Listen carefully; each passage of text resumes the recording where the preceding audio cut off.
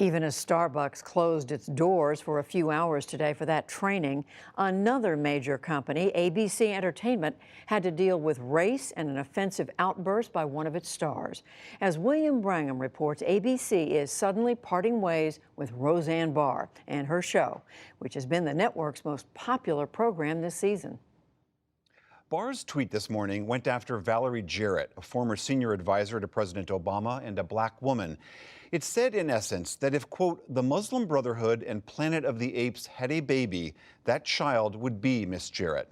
Barr tried to apologize, but hours later, ABC canceled her series, which had just finished its run but was scheduled to return again next year. Eric Deggans covers TV and culture for NPR, and he joins me now.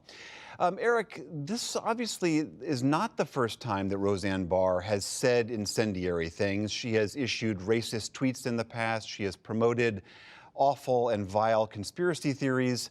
But I guess this was too much for ABC. What do you make of their decision? Well, this was the first time she had done something like that in the wake of the show's revival airing on ABC. And it happened at a time when all eyes were on diversity issues. This is the day that Starbucks, for example, chose to retrain a bunch of its workers in the wake of its own problems with racism. So I think ABC acted swiftly, sent a message that open racism would not be tolerated, even if it was expressed by one of its biggest stars. And given that ABC is owned by Disney, I think perhaps they acted to counter something that went counter to the Disney brand, which is all about inclusion, inclusivity, family-friendly programming. It seemed as if they had to act to preserve their larger brand. It seems that when they commissioned this reboot of Roseanne in the first place, they did the calculus that the risk of bringing someone like Roseanne on board was worth the reward, in essence. But today it seems that that calculus just flipped up on its head.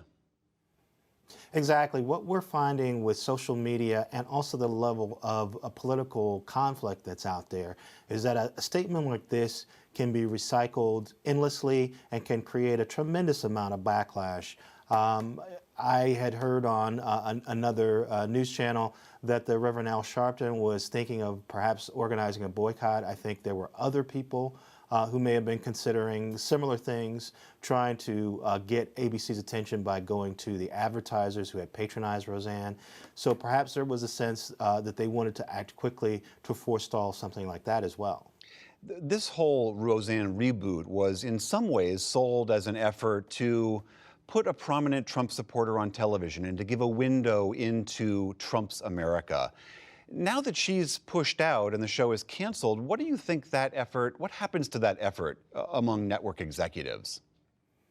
Well, I'm not sure that the show was actually doing that. I wrote a column for NPR.org that was published last week where I called that show and that idea the biggest head fake in television.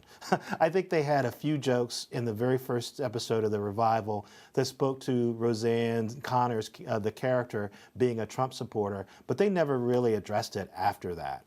I do think that because Roseanne Barr, the real-life person, is a Trump supporter, they thought it might make sense to have at least one episode where Roseanne Connor talked about being a Trump supporter, and that they might get some support from Trump viewers if they played that balance delicately. But what we've seen is that Roseanne Barr, the person, can be volatile. I think in the end, ABC was caught in a situation where they gave a star a platform who had already said some incendiary things, and she said more incendiary things, and they had to act. Eric Deggans of NPR, thank you. Thank you.